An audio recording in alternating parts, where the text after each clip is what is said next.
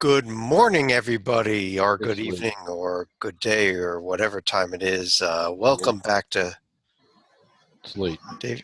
It's Yes, very Dave, it's late. very late. Very late. This is Hoops HD Championship Week Video Notebook, day number 11. The busiest day of Championship Week by far. Tons and tons of games to get to. This is our video notebook where we go over all the games, we go over news and notes, we update our survival board.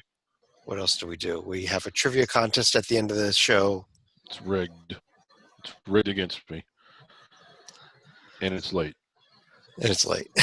And it's late. I'm your host, Chad Well, Sherwood. John Sleek is down there. David Griggs is over there. David, got a yes. comment? Well, a couple of comments. It's the greatest day of the greatest week. It always is every year because even more so than the NCAA tournament, because the NCAA tournament, as great as it is, it's the sheer bulk of games that you see on the Thursday of championship week. Well, what's now the second Thursday of championship week, but it's one of those days that when the season starts, you know it's going to be one of the greatest days, and today certainly lived up, and it's late. And it's over. We just Yeah. lost one of the best days of the year, David. And you're We did. complaining what time it is. Right. Come on, Well, seriously. it is late. I'm not complaining. I'm saying it's late. Let's go right to the action that happened today, and we'll start things off with the curtain. Yes, the curtain. The curtain. Oh, boy. It's been incredible. It's been amazing. It's been the greatest part of the greatest day of the greatest week. John, we also saw on one side of the curtain one of the biggest upsets of championship week so far, as Middle Tennessee absolutely shot themselves in both feet, both arms, maybe in the head too, in terms of an NCAA tournament bid, losing to Southern Miss. Yep, and it seemed like overtime just delayed the inevitable in this one, where I think Southern Miss led by as many as 5 or 6 points in regulation, but they were undeterred and more likely than not have drawn the curtain on Middle Tennessee's at-large chances here. David, I think that's it for Middle Tennessee. Coming off the Marshall loss at the end of the regular season, then to throw this in there, I think had they won the Marshall game, maybe they could still be there. It's going to be a stretch for them to get a bid at this point. Right. It's not entirely impossible. I mean, maybe we'll see their name called. There have been worse picks. There's certainly some categorical stuff. There are RPIs in the 30s. They're a first-place team. That's typically the kind of team that gets in. But they had played their way into such an incredibly favorable situation. I know that when you're in an under-the-radar league like they are, the cost of losing far outweighs the benefits of winning. But even despite that, they had the big, really impressive, one of the best games they've played all year in front of one of the greatest crowds they've had in years, win against Western Kentucky. And they had one game left. It was a home game against Marshall, who, while good by CUSA standards, is not an NCAA tournament caliber team. So you had a non-tournament team at home, and you had what amounted to a really, really weak opponent in your first conference tournament game. And you needed – both were winnable. You looked like you were going to win both of them. You really needed to win one of them. That's all you needed to do to be in a situation where – what you needed to accomplish seemed rather easy compared to everything else they'd done up to that point, and then not finish it off is really disappointing. And do you feel sorry for them? No, I'm disappointed. I wanted to see them in the tournament because I think that they're good, and I thought that they were certainly the team with the best chance to do well in it. But, I mean, anybody that lost 2 games like that, you got to suddenly look at them as not being a tournament team. Yeah, no, this is not a very – I mean, Southern Miss had improved off of what they've been in recent years, but still not that great of a team.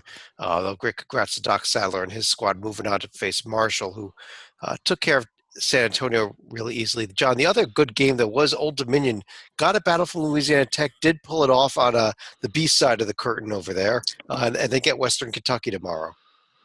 Yep, it would probably seem to be as good a chance as Jeff Jones has had since he took over at Old Dominion, at least as far as advancing to the title game and ultimately winning it. But if I'm not mistaken, they were also swept by Western Kentucky during the regular season, so they'll have a bit of an uphill climb still. Well, Slika, I think you need to get out that get out the wardrobe because I'm taking Marshall to win this event at this point. David, you with me? No, I'm going with Western Kentucky. I mean, they blew out UAB today. They have the sweep over Old Dominion. While they certainly had their toe stubs during the season, they had their really good moments too. I think they get it done, and I think if they do get to the NCAA tournament, they are potentially dangerous. Right. Let's go back to the major conferences. We started with the GERD. We'll go to the major ones, then come back to some of the more under the radar ones. But it was quarterfinal day in the ACC where Virginia took care of Louisville. Clemson sweated out Boston College. Duke ended Notre Dame's season possibly, and North Carolina kind of blew up Miami. So we get the best four teams, not the top four seeds, but the best four seeds in the semis. Dave, let's start with the first question. Notre Dame and Louisville both losing. In or out at this point? Louisville's on the fringe of the bubble, and it's one of those, I think, had they gotten one more win at any point, and they were so close. They were close with Purdue, Seton Hall, Virginia.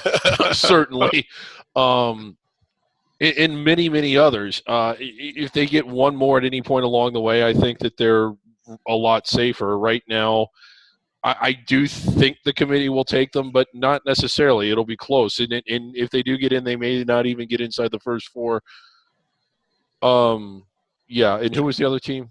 Well, I'll ask John about that one. Notre Dame, John, in or out? No. Notre Dame, I'm going to say out. Out. John, the NCAA. Yeah. John, we got Virginia Clemson tomorrow, first of all. Can Clemson knock off the Hoos? It's possible, but given how they've performed late in February, I'm going to say Virginia wins that one fairly comfortably. I'd agree with that. And David, the late game tomorrow night in the ACC, you got some great facts about this one. Yeah, I mean, they're meeting in the ACC tournament. They've met in the ACC tournament before. They meet twice during the regular season each and every year. Strangely enough, these two teams have never met in the NCAA tournament, Chad. Not once, as great as they are. And but it's a strong rivalry. The schools, they're just 8 miles apart. Only 8 miles apart. Only 8 miles. I mean, it's just kind of a shame that they can't find some neutral ground, like somewhere equidistant from both of them to play like the 4 game. miles apart. Yeah, that's 4 miles from both of them. Well, and then like you do the measurements. Do we know who has the advantage here, like Duke or North Carolina, as far as who's closer in proximity to the Barclays Center? I think North Carolina is a little further north, if I'm correct. Okay, yeah. So I mean, you got to give them the advantage there. Well, if you're looking for a neutral site, you have to find somewhere between North Carolina and New Jersey. Yeah, good point. Yeah. Who wins, David? North Carolina, Duke tomorrow. North Carolina. I agree with you. I'm thinking Carolina too. Yeah. John, was quarterfinal round day in the Big East tournament where your Musketeers took care of the Johnnies pretty easily. I mean, it looked like it was going to be a bit of a close game for most of the first half, but with foul trouble piling up for the Johnnies, Xavier was able to pull away late and turn what was a close game into a 28-point blowout that's probably going to be more memorable for some of the dust-ups in the post-game handshake line and possibly a few St. John's players trying to meet up with Xavier in their locker room. I don't know if that's true or not, but I want the old. We do want to stress that's alleged. Yeah, and I don't know if it's true. I don't know if it isn't true, but I want the old Big East, the Big East of the 80s and early 90s back. Please let it be true. Please. David, Villanova took care of Marquette, but the other two games were both fun games. Providence and Creighton went overtime, and a huge win for Providence, which I think probably locked up their tournament spot. And Butler getting their first ever Big East tournament win, also probably locking up their tournament spot. Yeah, for sure, if they weren't locked in already, but they definitely are now. Butler, Villanova, and Butler has been – they're a team that's given Villanova quite a bit of trouble in recent years, beat them once this year. Could they do it again tomorrow and advance to the championship game? And it took a nice comeback from Butler to do this because they were down 14 in the first half, but they were able to gradually chip away and didn't really hold the lead until the final minute of the regulation. Yeah. Yeah, a couple teams making nice comebacks. We talked about Carolina already. They went down 14-0 in their win over Miami today back in the ACC. But Yeah. David, what about the early game there? Xavier Providence. Can I think the Friars could knock off Xavier too? Well, they did it once already, but I mean, it was on their home court, playing away from home, a little bit of a different animal. They can, but I don't think they will. Xavier, I think, also pretty much locks up a 1 seed, at least in my opinion, with a win tomorrow. Because, I mean, if they lose in the championship to Villanova, oh well. It's just it's not like they haven't lost to Villanova already. I don't think it really changes the complexion of anything on their profile. And if they were to lose to Butler, well, they've beaten Butler twice. So why ding them for not doing a third time what they've already done twice? I think Xavier locks themselves into the Midwest, and Nova locks themselves into the East if they both win tomorrow. I'm not 100% certain. I still think the Carolina Duke winner, if they beat Virginia in the ACC, could steal a bit here. Could Not be from these either two. one of these two, or it's could steal 1 seed either if one of these two or Kansas is. And if Kansas wins the Big 12 tournament, I think it's going to be the loser of this game, who's especially if it's Xavier, that they may take that final spot from. But I would say if it were an ACC team, it's going to be much more likely that Duke would snatch it than North Carolina would. Let's see who wins tomorrow, because I'm talking about somebody winning tomorrow between Duke, Carolina, and then beating Virginia on Saturday. I mean, those are two huge wins. Yeah. Big 12 today was quarterfinal day, and Oklahoma State fell to Kansas. K-State won a thriller over TCU. Texas Tech survived Texas, and West Virginia wasn't even that close against Baylor. But let's start with Oklahoma State, John. Oklahoma State, are they in or out at the moment? I am going to say if I had to do it personally, they would be my last team in, which would probably mean that teams that are still going to be playing have a decent shot of knocking out Oklahoma State. This is where I differ. I mean, Oklahoma State, I know that they're not getting a lot of love in the media. A lot of it having to do with their non-conference strength of schedule, but they have 4 wins over teams that are going to be protected seeds. They beat Kansas twice, once on the road. They've beaten Texas Tech and West Virginia. West Virginia game was on the road. Those are all going to be top 4 seeds. On top of that, they have a couple other nice wins. I think they beat Florida State on a neutral court. And the problem is they've got a lot of they got a lot of overall losses. Every single loss was to a team that's going to probably be in the NCAA tournament. And they've got a lot of wins over 300, 320 teams. They played those same games against 220 RPI teams. Their RPI would be 30 points higher, and they'd be a lock right now. So you're going to leave this team out because the teams that they ended up playing in their garbage part of their schedule were RPI 320 instead of RPI 220, David?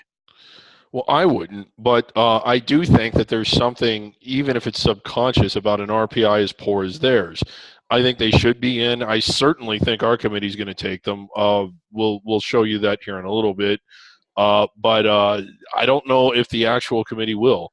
And it just gets down to how much are they using the survival board. We'll also get to that later.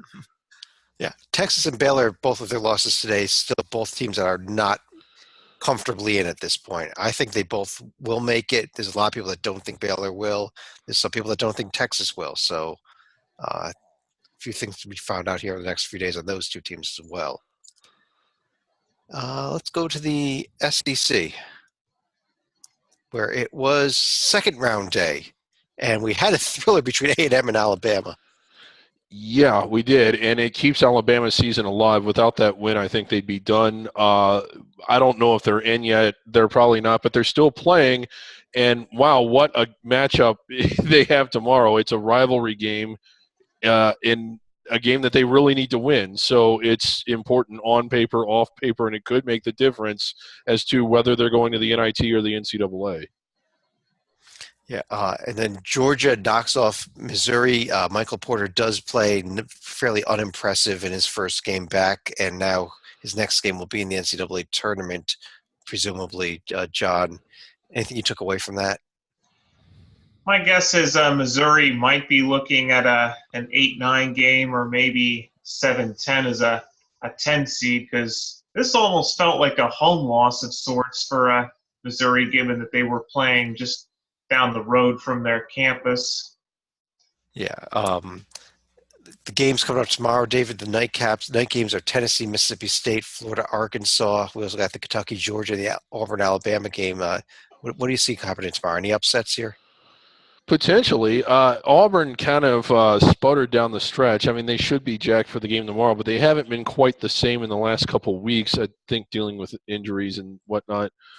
So it wouldn't shock me if Alabama won again tomorrow. And also, sometimes when you win a game in the way that they did, and you have a quick turnaround, the momentum can really carry you. Other than that, I think of the teams that are playing tomorrow, I think Georgia and Mississippi State are playing to keep their seasons alive, at least as far as the NCAA tournament goes. Everybody else is relatively safe. Keep an eye on that Kentucky-Georgia game. I would not be shocked to see Georgia pull off that upset. I think they also gave them a pretty close game at our Rupp Arena back in January, if I'm not mistaken. Yeah, they did. Yeah, they do. They're very strong defensive teams. One of the best defensive teams in the SEC, despite that 12th place finish. Pac-12. It was quarterfinal day where Arizona ended Colorado's season. UCLA ended Stanford's season, except for possible NIT bids. Really, the only close game though was that Oregon-Utah game, though, David. The one we just finished watching. Yeah, kind of a boring day in the Pac-12 until the end. Big win for UCLA. Not that beating Stanford is impressive, but it was in the sense that they avoid a loss to a non-tournament team, which is, I think, all they really needed to do to make the tournament themselves.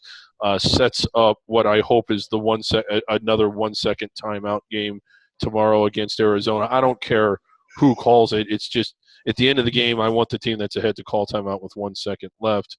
And then Oregon looking good in the tournament so far. Real impressive win over Wazoo, and they follow it up with another real impressive win over Utah. And if they can beat UC by 4 points, they will have matched the overall their overall margin of victory in both games. Yep, Oregon USC is the late game tomorrow night. Arizona UCLA the early one. John, over in the American, we had 4 thrilling games. I don't know. The thing is, one of the games that was thrilling probably shouldn't have been, and that would be Memphis beating South Florida. Yeah. Wow. That was.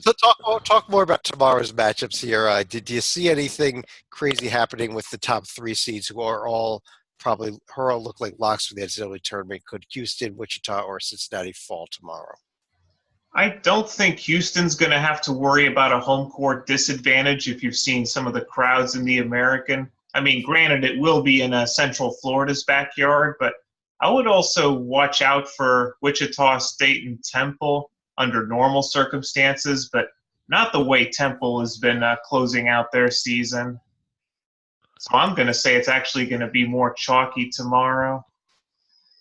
Yeah, David, I kind of agree with that. I mean, the Tulsa-Memphis game might be a good game, fairly meaningless, but I think I see chalk happening tomorrow. I agree with that, too. Okay. Mountain West, it was quarterfinal day, and we saw Nevada have to sweat out Vegas a ton to get by them. Yeah, I actually had to overcome a lead in the second half by Vegas. Yesterday we were picking UNLV to win this game. So we did pick San Diego State to win. They did, and Boise State ended any fringe tournament hopes they had. Jerry Palm by losing to Utah. I think so. Well, I don't think they had any without winning the tournament anyway, so I certainly haven't changed my mind after a loss to Utah State. Tomorrow's games, John, Nevada, San Diego State, Utah State, New Mexico. You see either of the lower seeds winning? I know it's tempting to say San Diego State given how they've been able to beat Nevada and Boise, but unfortunately it's going to actually be closer to Nevada's turf this time around, so I'm going to say Nevada, and I'll take Paul Weir's bunch in the bottom half of the bracket to advance to the title game. Well, you got one right. But San Diego State's winning tomorrow, David, right? I think they're winning the whole tournament. Yeah, I agree, and I think this is going to be a bid stealer, if you want to call it one of those, because Nevada will still get in no matter what. Right. Atlantic 10. We saw a second round day in the A10. VCU Dayton gave us a pretty good game, David. Probably Yeah, the it best. was. VCU getting the win, ending Dayton's season. A real disappointing season for Dayton. I mean, we knew that they were rebuilding. We were kind of patient for them. But Anthony Grant, not a great coach, but at the very least a decent coach. He never had a year like this at Alabama, never really had a year like this at VCU to where they were as bad as what Dayton was. And it's kind of surprising. A year ago, Dayton was ranked in the top half of the bracket and in really kind of writing the end of a 4-year stretch. And now they're nowhere near any sort of postseason tournament and not showing a whole lot of hope for the future, really. Yeah, John, looking at tomorrow's games, Rhode Island, VCU, St. Joe's, George Mason, the Bonnies against Richmond, Davidson, St. Louis. I mean, first of all, those top two teams, the two that people are talking about as NCAA tournament, at least possible teams, do you see either one of them falling? I would say Rhode Island. They'll probably survive against VCU, but I would probably watch out for both St. Bonaventure and Davidson because I would say Richmond and St. Louis, they do have histories of pulling off one or two shockers in this event, but St. Bonnie cannot afford any more slip-ups. No, St. Bonnie's cannot afford to lose that game to Richmond. I don't know that St. Louis is going to beat Davidson. I kind of like this Davidson team. They score a ton. They're a fun team to watch. And David, I think kind of coming up Saturday, Rhode Island, St. Joe's. Remember what St. Joe's did to Rhodey just last week? Yeah. That's where they're in big trouble. Right. And, man, by Mason. Yeah, if Joe's wins this tournament, as far as I could see, the Bonnies need to win tomorrow, and if they do, I think the real selection committee will take them. I don't really agree with that. In fact, it wouldn't shock me if they didn't win tomorrow. I think they will, but it wouldn't shock me if they didn't. But if someone other than those two wins, does the A10 get 3? As pitiful as it's been? If it's something like Joe's beats the Bonnies in the finals, I mean, I don't know. It's that would be the scenario you probably need to get 3. I think that if Bonnies don't win this bid, if somebody else besides St. Bonaventure or Rhode Island wins this bid, Bonnies are the team that probably gets knocked out, even though they say it doesn't work that way. I think it would work that way. Yeah. It was also quarterfinal day in the Mid-American where Buffalo beat Central Michigan, Kent State knocked out Ball State, Toledo with a close one over Miami, Eastern Michigan also advancing. Actually, that was a real close one with Akron. They scored like the last 9 straight points to make that difference there. But Dave, we got some great semifinals tomorrow. I think that should be a ton of fun here. Yeah, all of them, really. Buffalo, again, the strongest team in the league this year, but Kent State could give them fits. I still think Buffalo gets it done, but Toledo Eastern Michigan is going to be fun. Yeah, John, do you have a pick for that on Toledo Eastern Michigan? I think for that one, I'll probably go with Eastern, but it's also possible that Kent State, as the defending champ, could pull off a mild surprise against Buffalo, but I think the Bulls already got through their brief scare against Central Michigan before pulling away in that one. Yeah, quick little PSA here. If you're looking for that late game, go to cbssports.com. It will be streamed. It will not be televised, and it will not be on ESPN3. It will be cbssports.com for Toledo Eastern Michigan tomorrow night. Big Sky Conference quarterfinal day. Jam-packed at Reno. Yeah, there were all 15 people that showed up for these games got entertained with absolute garbage games. Even that last one was a late run by Portland State to make it close when it really wasn't that close. But Southern Utah, John and I both picked it last night. I called it. I told you all. You laughed at us. No, I didn't. I was laughing about something else. I called this. John, Thunderbirds, can we go one more? Can we take out Eastern Washington? I would not be doubling down on Southern Utah, but Eastern Washington, I know they struggled to put Portland State away, but I have to like how they've been closing the season themselves. But Yeah, Northern Colorado also looked pretty impressive against Weber State today.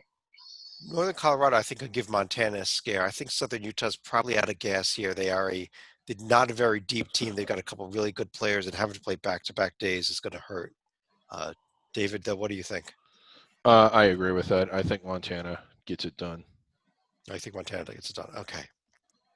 Southland Conference, we had the 2 quarterfinal round games, and we proved that the first round games on Wednesday were meaningless because the higher seeded teams both rolled today. Yeah, as you would expect. Really looking for, well, both semifinal games is going to be kind of fun. Nicholls State kind of coming out of nowhere. Sela, our man Rocco has been big on them since any of us were getting the 1 seed. I think that it's going to be Sela in the finals against SFA. I'm going Nicholls, go Colonels. And that's going to be a good game. It really is. That should be fun. That Nicholls State's a real fun team to watch. If you haven't seen them at all this season, tune into that one 8:30 tomorrow night. Let's talk about the upset specials here in the MEAC, where the Savannah State Tigers. We were trying to say one of the saddest results of the day. They lost in their quarterfinal to NC Central. Yeah, and Cookman going down. So what we have here is, well, Hampton going strong. They don't reseed, so the winner of NCA&T Hampton, you would think, would roll through. Morgan State's had a rather tumultuous couple of weeks, but they're still kicking. We said that almost anybody could win this tournament. I still kind of pulled out for A&T. This is a team that almost won our Centenary Award. They came in second last year, possibly the worst team in D1. John, here they are, 2 wins away from the NCAA tournament. It's possible, but there's also the storyline of Hampton, who's going to be involved in a tumultuous exit from the MEAC themselves. So there's still the chance for them to walk off with a title over the next couple days. And the Palsies, if it's Hampton and Morgan State in the final. Big West Conference. We actually saw a lot of really fun games here. UC Irvine held off a last-second shot by Hawaii to try to steal that game. Fullerton stuck by Long Beach in a game they were down for most of that game, and Davis even got a battle from Riverside. I mean, at no point were they in command of that game. They just kind of held on. And John, here's the semifinals for tomorrow. Davis against Fullerton, Santa Barbara against Irvine. Is this anybody's tournament at this point with these 4 teams? I'll probably go with a pair of UC schools and Davis and Irvine making it to the title game.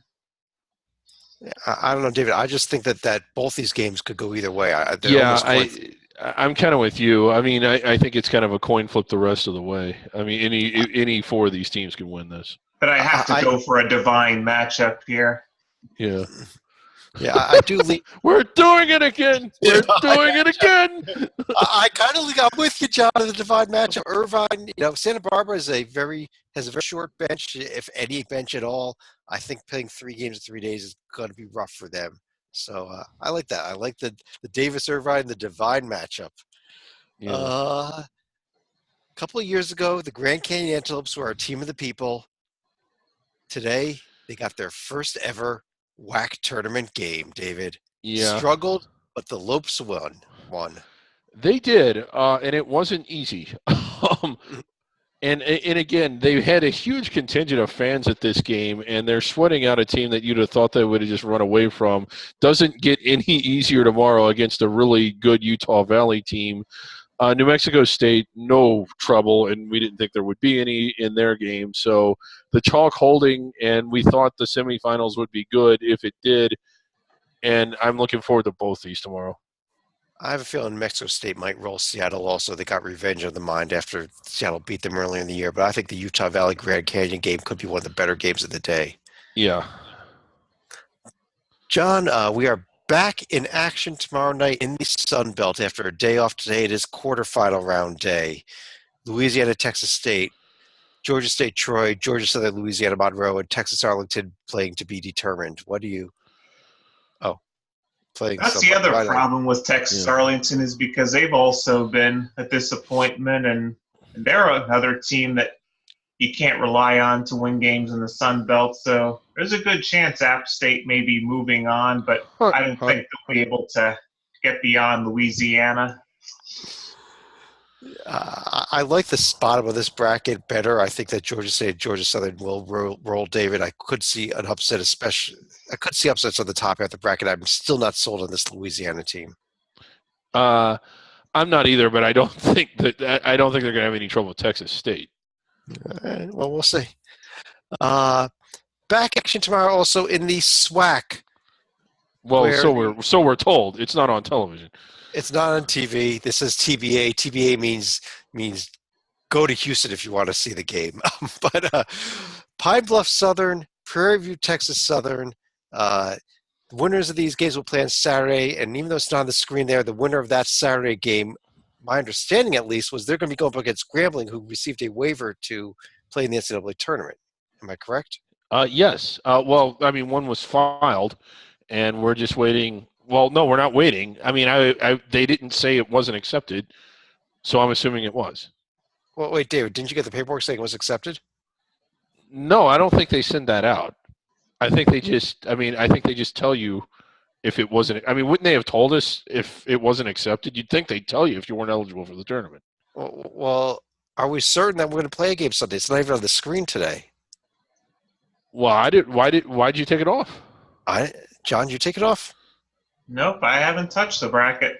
Well, we got a little problem here, David. We're going to look into this more tomorrow night. Yeah. In fact, my understanding is there is an emergent waiver application phone number we could call to confirm things. Maybe we should call them. Maybe we should be calling them. Can we get the we better take care of this tomorrow night before. Yeah. Well, I mean, if they're not back on the bracket, we'll give them a call. Okay, we'll double check tomorrow. But how about these games tomorrow, though? The what would actually be the quarterfinal round game in the way that we're looking. Quarterfinals. Who do you think wins? I'm going to go with Texas Southern because I know they've been kind of disappointing this year, but I just think they have the highest ceiling, and Pine Bluff. I think it was Southern Texas Southern. I think this was the final last year also. It seems to always be the final. But, right. I think we're going to happen again. Let's go ahead and pull that down. And we do have one other game, though, we do want to preview for tomorrow. Believe it or not. Maybe not. Team of the people. Yep. Here it is. This is the bottom half of the D2 bracket showing up on the screen here, I think. And there is the bottom corner, 3 o'clock p.m. Eastern tomorrow, out in Oregon, because Western Oregon is hosting this regional here, 8-team regional. Cal Baptist against UC San Diego. UC San Diego on their way up to D1 2 years from now. So, so it's virtually a D1 game. It's NCAA tournament start. So after they win that one, they will get a potential rematch with Dixie State, who upset them in the championship game of the Pac West tournament. It was just a ploy. I mean that's the genius of Cal Baptist. Even with an upset, they would also be getting a rematch with a fellow conference rival, Azusa Pacific. Yeah. Yep, one of those two. So we will see what happens. We'll talk about their big win tomorrow night and their preview their second round game against potentially Dixie State or Azusa Pacific. Let's see. Do we want to talk about what happened in our mock committee today? How about that, John? I'll put it on the screen here also. You could tell us what happened. Well, in short order, we had 8 new teams that were voted into the field after we did a little bit of scrubbing earlier. Yeah. We put some teams on the chopping block. Boise State gone. All of the one bid or the under the radar first place teams gone, with the exception of Middle Tennessee. Still looking at them, but they kind of got mixed up here. But the teams that we added in tonight were going to be Butler, Florida State, Houston, Kansas State, Missouri. I think who else? Providence we added. And Texas was added also. You see Texas in bold there on the screen. They were the very last team that is in so far. A few other explanations of what you see here. We see ACC, Big East, Big 12, +1, +2, +3. Everybody left that's playing in those 3 conference tournaments is already in our field, so we know at least 3 spots will open up as the winner of that conference tournament will move over to the automatic bids section. You see Oklahoma, Oklahoma State, St. Bonaventure, and UCLA. those were the top 4 teams remaining that we were considering putting in. They are not in yet. They might go in tomorrow night. They might not. We'll find out. And we had a huge debate. We normally, on the first night, on Thursday nights, award our Centenary Award. And Yes. it's still undecided. We have one committee member who has not yet voted. And he has voted. He has voted for Delaware State. We have 3 votes as we stand right now for Delaware State. We have 4 votes as we stand right now for the Pittsburgh Panthers. Which is flawed because Pitt beat Delaware State during the season that closes it. By 6 at home, which is as bad, if not worse, than losing. No. It's yes. No, it Pitt isn't. sucked this year. They sucked. I'm sorry. They were the quadrant 4 losses. This would be an egregious error to give this to Pitt and not Delaware State. Well, we'll see here. We're going to find out. Hopefully by tomorrow night we will have the Centenary Award decided. Maybe we'll even have a joint award. Maybe it'll be a tie. Who knows? Hey, there's no rule against it that I know of. We might have 2 Centenary winners this year. We'll find out. How about the survival board? Where are we on that? Oh, it was a busy day. So, yeah, let's pull Heading it into up. the day, 172 teams that were left with a chance to win the national championship. One of our busiest days yet. Should we just get right to it? Find out how many teams are left, John? Yep. If we have a drum roll ready to go. Oh, let me give us a drum roll here. I think I can do that even.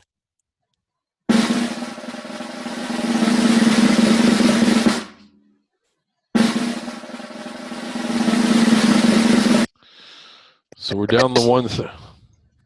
There it is, 130 teams left. 42 teams fell off the board today.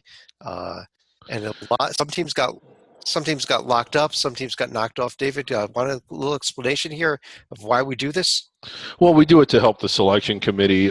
They're busy all year long. They're in the hotel room right now. They're probably sleeping, actually. I mean, which is okay because we're up. We're doing the work for them. It's late. They need to be asleep. But this board is a resource for them.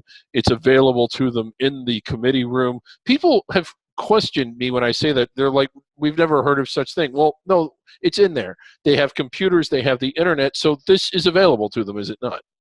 This board. Is. And we've got teams at different demarcations here. Bold and all caps like Radford and Michigan have already locked up automatic bids. Yeah.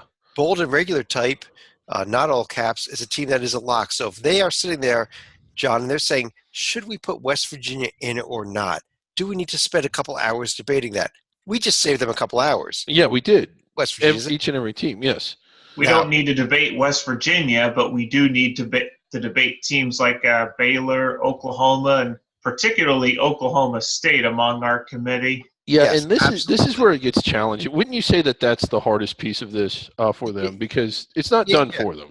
Yeah, no, they still got to do some work. Those teams in italics, they got to debate. But when they get to a team that's a normal type, you look at Montana. Should we spend 2 hours debating whether or not Montana gets an at-large bid? Yeah, no, they're in regular you don't type. need to, yeah. That they might still get in. You might have to talk about them when they get in, and we'll make them all caps if they get in. But no other conversations needed about Montana at this point. Yeah. And what if they say, well, what if somebody in this committee room says, hey, I remember there's a team named DePaul. They won a couple games this year. Should we talk about them? Well, no. I mean, because they're not even on the board anymore. Right. Like, they were eliminated yesterday, I think it was. So, no, there's no reason to talk about them at all. There's no reason to discuss them. They're not going to win the automatic bid, and they're not going to get in at large because they're not even on the board. There's only 130 teams left on the board. So we're whittling it down for them. Well, David, what if one of them said, well, I looked at a guy like Jerry Palm. He said Boise State's close to being in the field. Well, then you don't need to work. Well, and again, this is what they do. This is why we do what we do to help the committee out. All they need to do is they need to come to this website, which is available to them in the committee room. They look down at the Mountain West, and they see Boise isn't there, and then they know not to take Boise. Yeah, exactly. Yeah. Not even give them an italics. There's no way Boise State belongs in the field. Right, yeah. I guess, David, are we done with everything, or do we have one more topic to hit? We have the trivia question, which I have gotten every single one of them right. Well, David, I would like to add, but you keep saying that I'm wrong.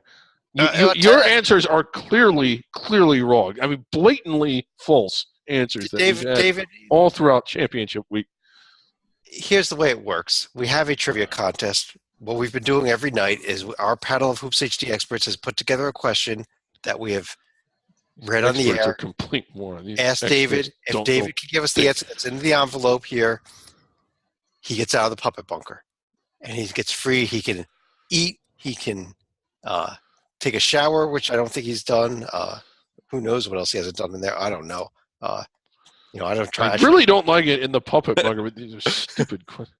But David, I decided tonight that we should switch things up a little bit because you're having so much trouble answering these questions.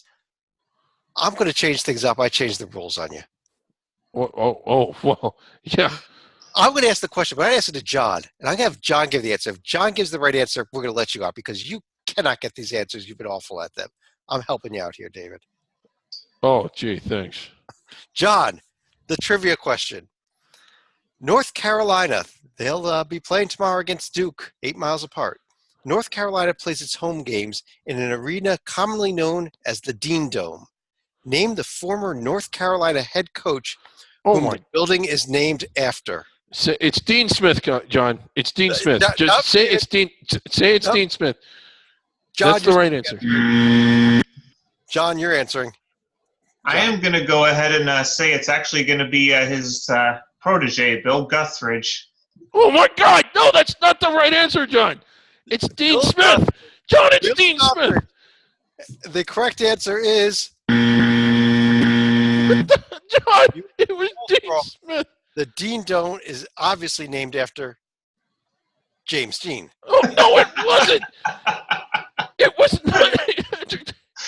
It was Dean Smith. Everybody knows that. Everybody knows it was named after James Dean. I mean, one of the great actors died young. I mean, what a great American rebel without a cause. John, what do you think? I thought it was named after the breakfast sausages. Jimmy Dean. Bob Evans, who knows? David, sorry, it's another night in the puppet bunker. I tried to help you out by getting John's help. Maybe tomorrow night. But on that note, let's go to any final thoughts. John, you want to start us off? Well, while most of the, mid-major fans are probably a little sad about Middle Tennessee losing tonight, one conference that is going to be celebrating big time is the Big Ten because they've had Michigan State and Minnesota become upset victims to the Blue Raiders in recent years, but that is not going to be the case for 2018. We don't think. We don't think. They could still be in. They're still on our board, at least for now. David, what about you? Yeah, well, because I'm stuck in here, I figure why not just do this? Appalachian is hot, hot, hot. Come on, let us show you what we've got.